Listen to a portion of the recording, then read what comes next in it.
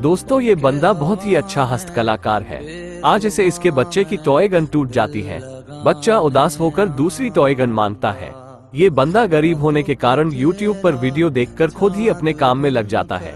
तो दोस्तों जब तक यह एक नई टॉय गन बना रहा है तब तक आप वीडियो को लाइक और चैनल को सब्सक्राइब कर दीजिए। कर दो यार, यह बंदा कितनी मेहनत से एक टॉय गन बना रहा है।